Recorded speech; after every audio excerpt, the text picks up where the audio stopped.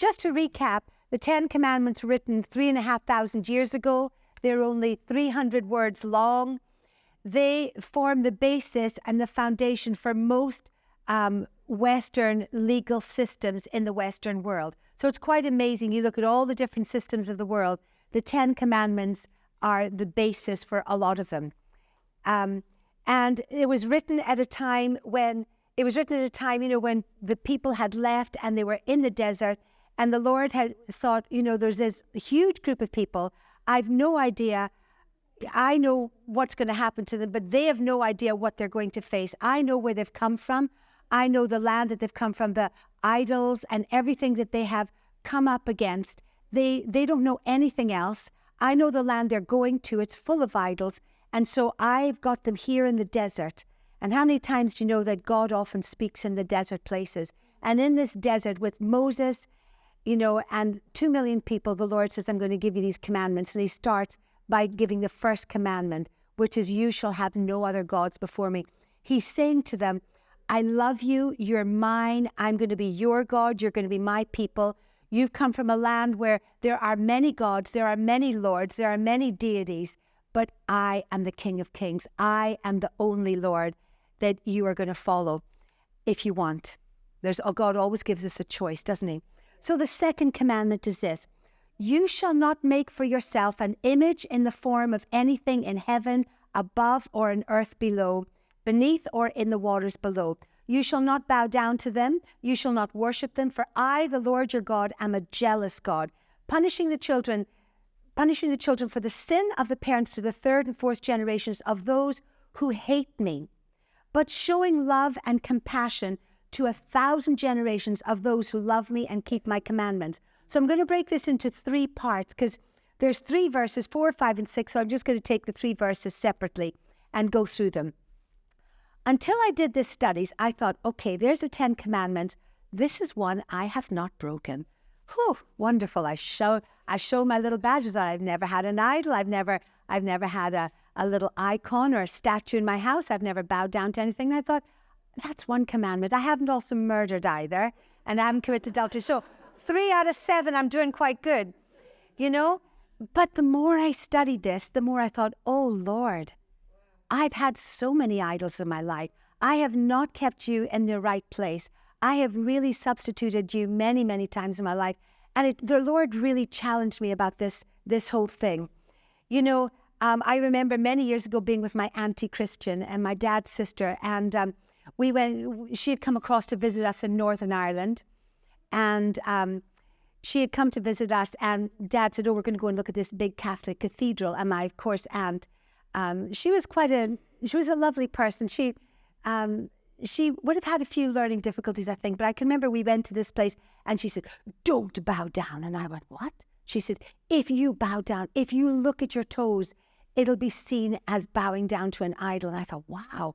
And I remember going around like this and so scared, and and there was icons everywhere. I'd never seen statues in the place. I'd never seen Jesus hanging from a cross.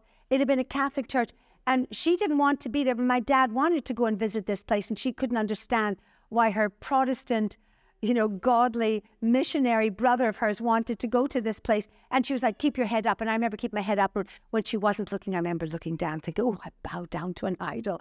And I was so scared. But, that's what I thought idolatry was. And I grew up in a country where it was full of idols. I remember being in the Golden Temple in Amritsar, where the Sikh temple is, at the Holy Temple. It's dripping with gold. It is the heart of Sikhism. I remember being in the Taj Mahal. I remember being in many mosques. I had been surrounded by idols, so I knew what idols were, and I thought I was doing a great job, that I'd never conformed to them.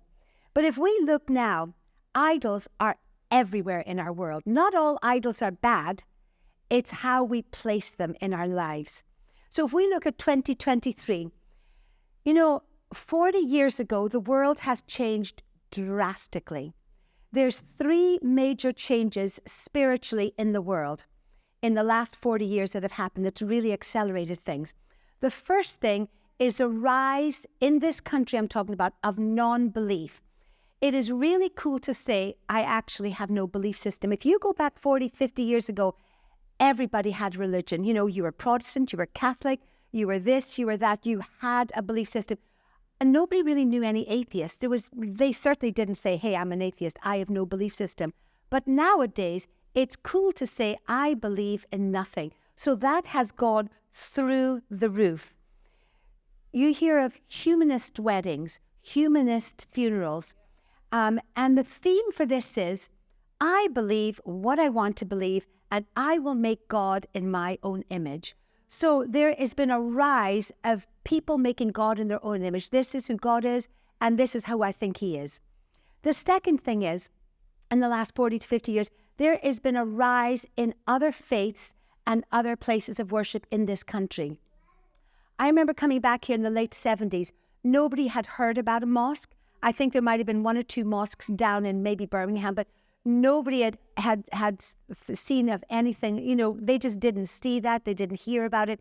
And now even in our city of Aberdeen, we don't have one. We have 3 or 4 mosques. There's a Hindu temple. There's a Buddhist temple. There's lots of places. Churches are shutting down, but there's lots of other places growing. So that has grown hugely. You look at us 50 years ago, would somebody have said in 50 years' time, the Prime Minister of this country will be a Hindu and he will openly celebrate Diwali and everybody will applaud him for it? Will the person leading Scotland be a Muslim and on his first day he goes to the mosque and says his prayers and speaks to the imam and gets the imam with him? That never would have happened. It just shows the decline in this country and it shows what's happened. So the two things, you know, rise of non-belief, the rise of other faiths, and the other thing is the rise of the new age. This can be a cocktail of Buddhism, Zen, Hinduism. It is also whatever suits you goes. Magnets, crystals, acupuncture, meditation, yoga, nothing is ruled out. And if it feels good, do it. And openly in schools, and well, that happened in my place of work until I retired, but openly people would talk about their faith. Oh, these magnets, these crystals, there's this, there's that, this yoga, this meditation I go to. And as Christians, we're scared to say we go to church because people are like, church? What's that, you know? But they're very evangelistic in speaking about their faith and their thing. So that has risen hugely in the last few years. So this first commandment, the first verse, you shall not make for yourself an image in the form of anything in heaven above, or in earth below, or in the waters below. You shall not bow down to them and worship them. So the first thing is, we must not worship and put God, the God of all creation, in a box and say this is who he is. You know, it is interesting, but as humans, we are hardwired to worship. Every person that lives, we are hardwired to worship. But it's what we worship, okay? We are created to worship. And if we don't worship the one true God, we will find something else to worship. Every religion has their form of worship. So that is common in every religion. Even in atheism, they will have something. You know, if you've got a humanist wedding, which is because they're an atheist, they have to have certain kind of, they say things, there's rituals, they do things, there's different things that they say because there's something within us that is hardwired to worship. The definition of idolatry is the giving of worship to the things that are not God. And now when I say that, we're all guilty in some way. As a culture in Great Britain, we worship all sorts of things. We worship power. We worship nationalism. We worship money. We worship class. We worship the environment. I could go on and on. These are subtle idols that are in our world. And one of the most subtle idols that I have discovered, and Ian was pointing it out to me, and it's actually really interesting, is this whole thing about the environment. They're getting everybody on board. The environment, everybody is on board. We're bowing down and worshiping. We're doing everything to help the environment and everything. God created this world. And people have got everything in the wrong perspective. Yes, we need to give due diligence, but we don't worship the environment. But that's the new thing that's happening in this world. So if we want to look at these different things, In Romans 1, it says, Romans 1, 22 to 23, it says, they traded the glory of God, who holds the whole world in his hands, for cheap figurines that you can buy by a roadside. That's the Message version. The New International Version says, although they claimed to be wise, they became fools, and they exchanged the glory of the immortal God for images made to look like a mortal human being, and birds and animals and reptiles. Some of the gods in Hinduism are really, really frightening and scary and awful. I remember a few years ago, there was a lady in the school, and she was doing Hinduism. And, you have to teach all these different types of religions. But she got the children to make these images of this elephant, and there was arms and legs. It was so scary. And the children, she had these posters up as a display, and the children walking past were scared. And I'm thinking, what are we doing frightening our children so much? And yet that's what these idols are like. God is infinite. We must not make him finite. God is spiritual. He cannot be represented in a physical manner. God is unlimited, so why are we trying to limit him in an icon? God is everywhere, and we're trying to represent him in a local place. God is eternal, so why are we making him temporal? In Psalm 115, verse 4, this is one of the best explanations of idolatry in the Bible. King David said this. He said, our God is in heaven. He's been talking about how wonderful God is. And then he said, he's looking around at the nations. He's looking at people worshiping. He said, their idols are merely things of silver and gold, shaped by human hands. They have mouths but cannot speak. They have eyes but cannot see. They have ears but cannot hear. They have nose but cannot smell. They have hands that cannot feel. They have feet that cannot walk, and throats that cannot make a sound. And those who make idols are just like them. They are trusting in the wrong things.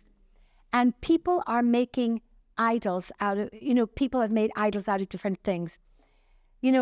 Idols materialize God, localize him, customize him, and do all these different things.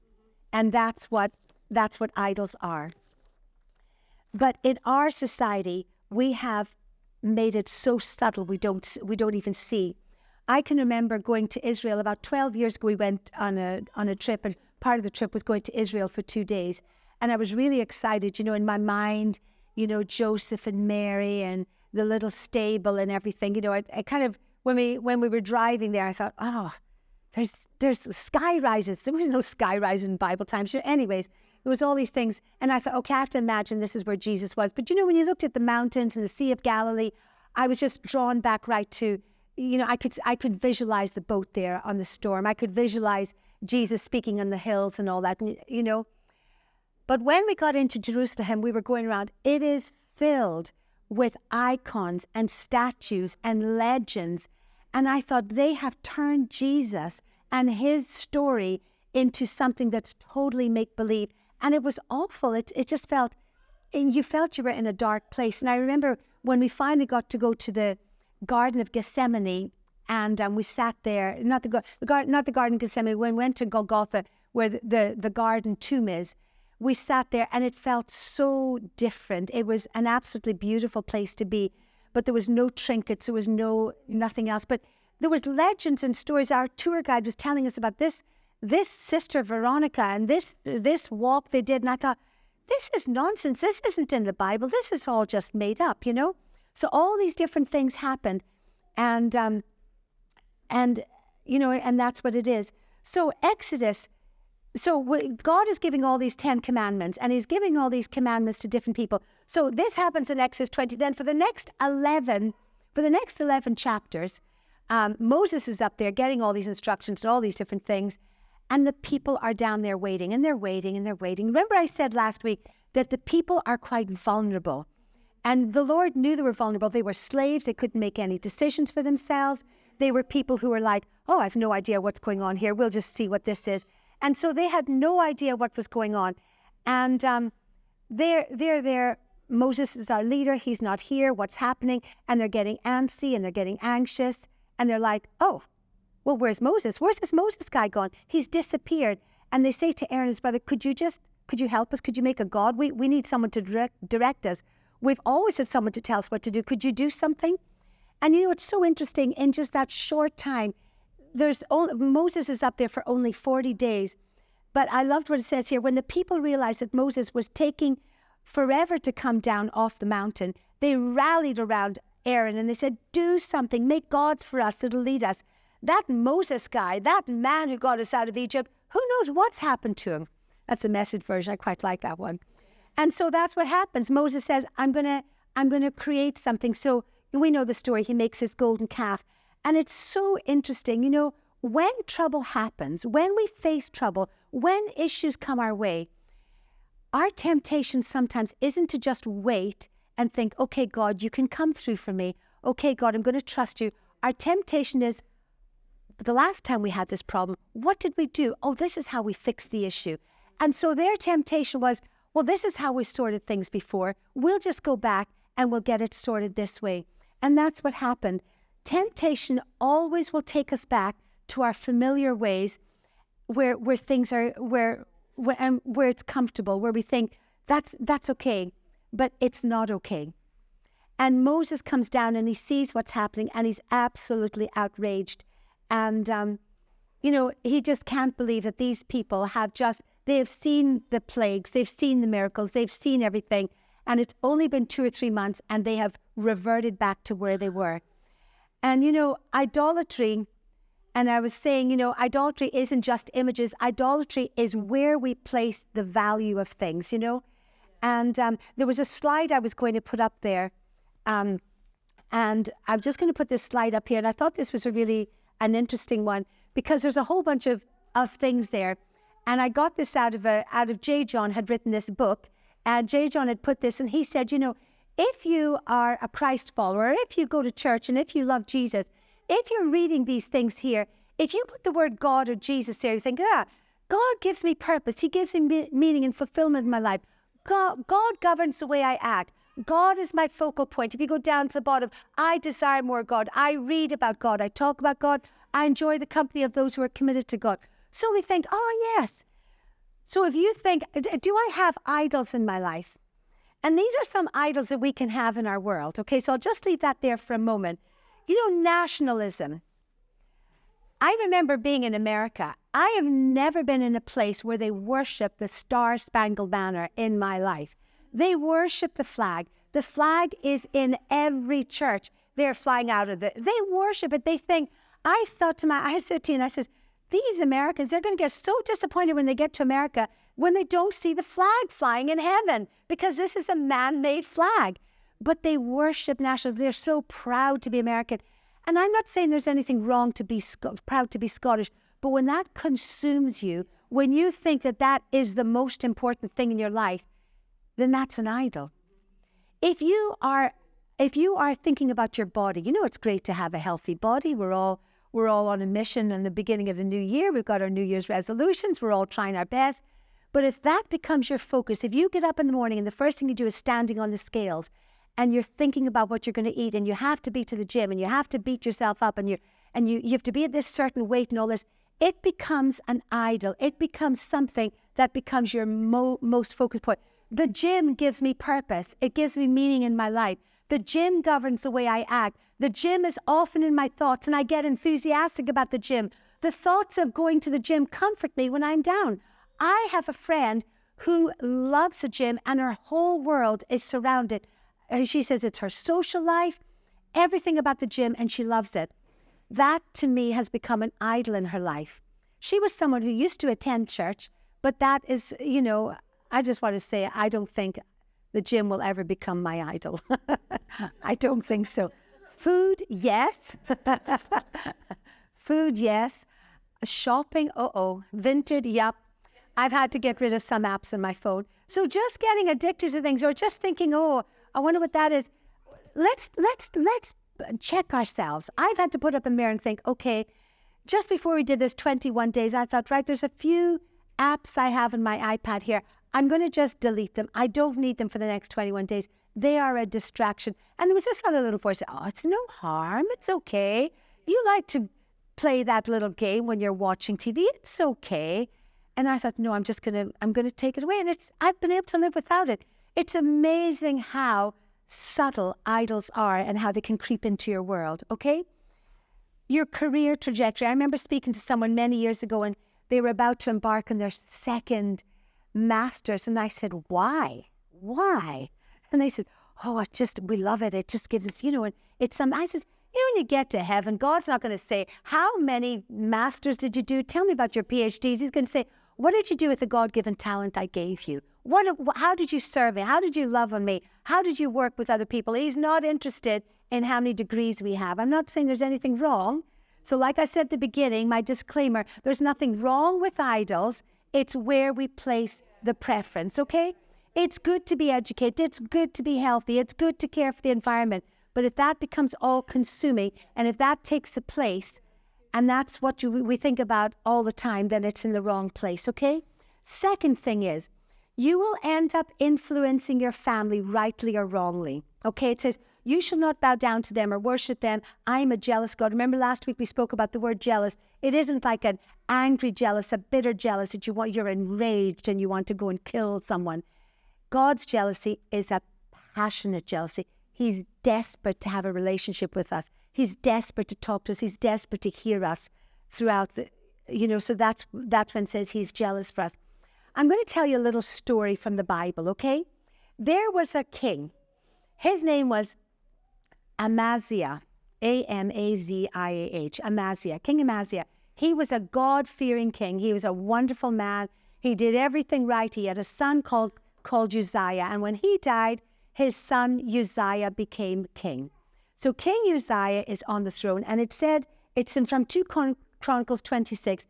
King Uzziah became the king at 16, and it says he did well. Listen to what it says in the Bible. He did what was pleasing in the Lord's sight, just as his father Amaziah had done. Uzziah sought God during the days of Zechariah, who taught him how to fear God. As long as the king sought guidance from the Lord, God gave him success. But one day, he became familiar and he thought, you know what? I can't be bothered waiting for the priest. I'm just going to go and do my own thing. He goes in, and at that time they had a certain way of offering the incense, and there was only certain people could do it. He went in and he did it the wrong way. And when the priest challenged him and said, you know what? We're the ones that God is gifted to do this. It's not your job. He was like, who says so? I'm the king. I'm going to do it. So actually he did his own thing. So although he had a really great legacy, he comes in and decides to do something totally different. So he does that, and the Lord was annoyed with him, and they were like, and he was a great king. It says in the Bible, if you read his story, he built up a vast army. He had a very well-equipped army. They were confident. They won many battles. They attacked people. He did great things. He made the country strong. But when he became powerful, it says, he became very proud. And that led to his downfall. And he decided that he didn't have to worship in this way. It said, he sinned against the Lord, his God, by entering the sanctuary of the Lord's temple and personally burning incense on the incense altar. The high priest went in after him, challenged him. He said, I'm not listening to you. Who are you? I am the king. And it says that after that, he was falsely worshiping God in the wrong way. And he developed leprosy. And then he had to be isolated. And it said that he died an isolated, lonely man. He had a good dad, a godly dad, but he chose to do things his way. And so then his son takes over. And his son, he comes to the throne. His son was 25 years old. And it says he started off great. He did what was pleasing in the Lord's sight. He did everything his father had done. But he thought, I'm not going to go to church. I mean, my dad went to church and he worshipped wrong. I'm not even going to bother going to church. Why do we have to go to church? I can have church where I want. So he decided that he would do things differently, and he stopped going to church. And he didn't go to church. In fact, he didn't even enter the temple. And he turned a blind eye to people's sins. He dies, and his son becomes king. His son was called King Ahaz. He was 20 years old. King Ahaz, he now had a great-great-grandfather who was really godly, but there's been a slow decline, a slow thing, a slow compromise here, a disobedience there, not attending church there. And he decides, you know what? I don't know about this God thing, but you see this Baal thing? I really like him. So he started worshiping, and he started saying, he actually went in and he stole the gold, and he took all the articles from the temple, pulverized them all down, burnt them all down, and made idols. You see the decline in 3 or 4 centuries. Because if you don't keep it, the decline goes down and down. And that's what happened to him. And you know, this is what happens. It can happen so many times. You know, though it just took those 4 generations. So when God says, if you choose to do things your own way, if you bring other things that are more important, I will win the sins for the 3rd and the 4th generations. I'm not saying he does that, but this is a warning. And this was an example of that. You can look at King David. David was an incredible king. Yes, he had some slip-ups, but God forgave him. And then his son Solomon comes. Solomon is wise. Everything is going great. And then in 1 Kings 11, verse 2, it says, don't marry foreign women because they will turn your heart away from me. And that's what Solomon did. That was his Achilles heel. That was his weakness. That's where he went down. And he did that. And then his son comes up. His son comes next, Rehoboam. He definitely didn't walk the way of God. And then his son after him. And it's just a slow decline. I want you to know we live in a day of grace. God does not punish us for the sins of our parents. He does not say, oh, they did bad. You know, if you come from a family that maybe never went to church, that is fantastic because everybody stands on their own and it doesn't make any difference. You know, we stand and we have to answer on ourselves. It's not what my parents did. We don't piggyback on their salvation or they did this, so I'm going to get into heaven. No, it says God has no grandchildren. He only has children that come to heaven. A grandchildren is when, you know, oh, I'm their grandchild. No, I'm only got children coming into heaven. So don't say, oh, my parents went on with God and they did good. So because my dad was a minister, I'm going to get into heaven. No, you have to find your own way. You have to find Jesus for yourself. So the third thing, so as well as making God in our own image, as well as putting other things in front of God and influencing your family wrongly, I want to finish with a positive thing. God says that if you worship me well, if you don't bow down to these idols, if you get your priorities right, he will bless you and it will impact 1,000 generations. But showing love to 1,000 generations of those who love me and keep my commandments, what a promise. Now I'm going to speak just now about my mum, okay?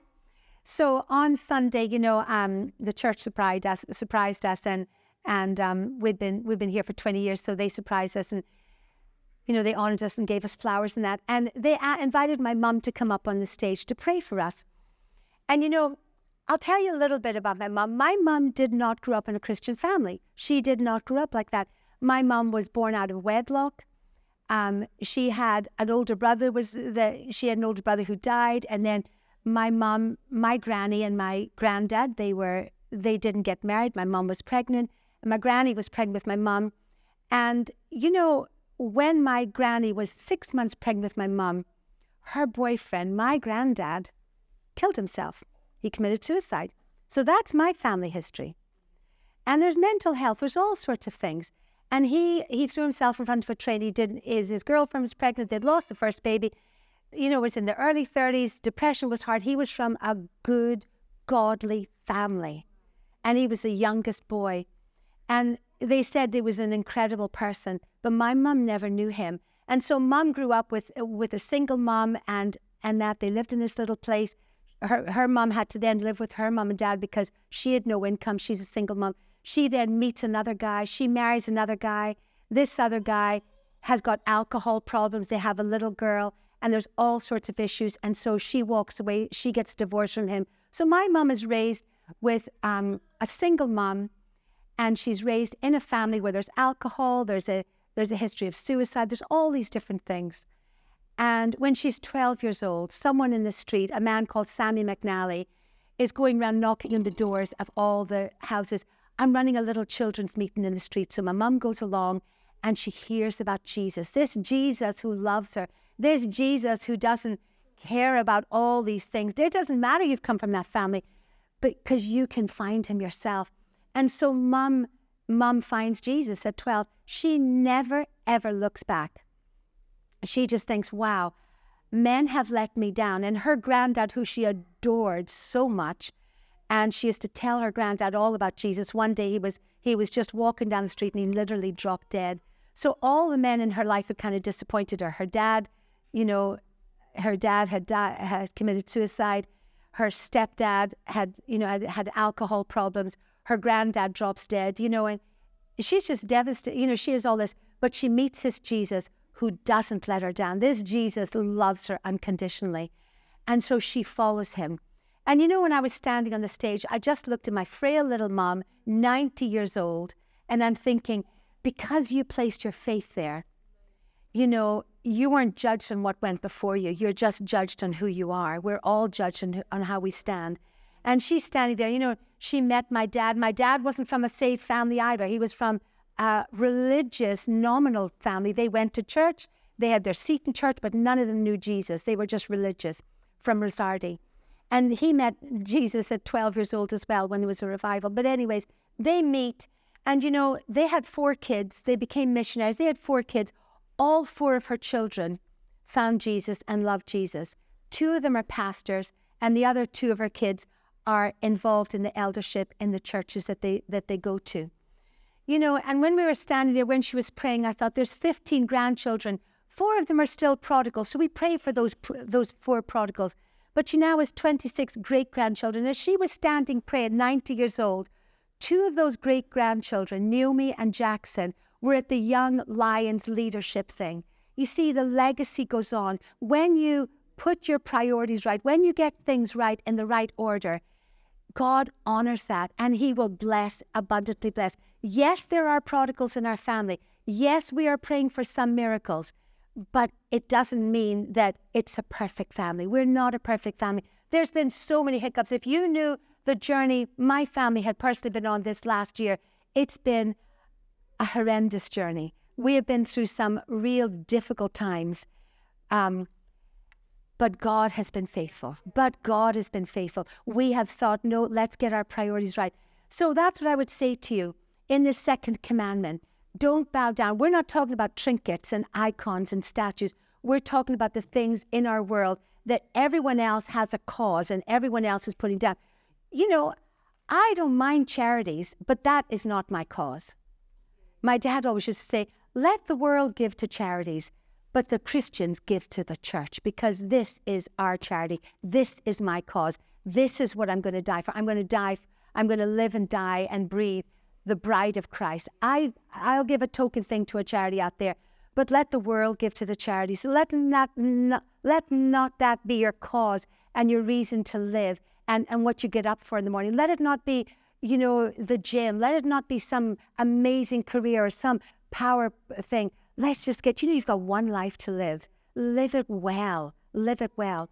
And in summary, I would say, if the 1st commandment told us about false gods and finding a loyalty to the one true God, the 2nd one speaks about false worship and bowing down to idols. False worship, giving the wrong worship and the wrong allegiance to the wrong thing.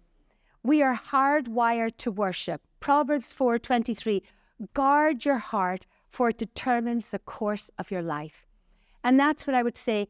If we're hardwired for worship, let's make sure that our heart leads us well. Guard your heart all the time. We serve a God who is loyal and longs for a devoted heart. Our idols nowadays look very different from the idols in the third world or the idols of the Bible, but they're very subtle. So open your spiritual eyes and see what they're like. Don't make God in your own image. I've heard Christians, he's such a God of grace. You can live whatever kind of life. He will forgive everything. No, there's consequences to sin. It isn't all about grace. Or the other is, it's a God of rules. Do this, do that, do that. No, it's not a God of rules. It's a God of grace and truth. It's not about anything goes. It's the God of the Bible we serve. Who gets our best time? Who gets our energy? Who gets our thoughts? Who gets our money? Be aware of the compromises and the effects they have on the next generation. And I just want you to leave with one simple phrase. We become like what we worship. So whatever you worship, that's who you will become. So put it in the right priority and see how life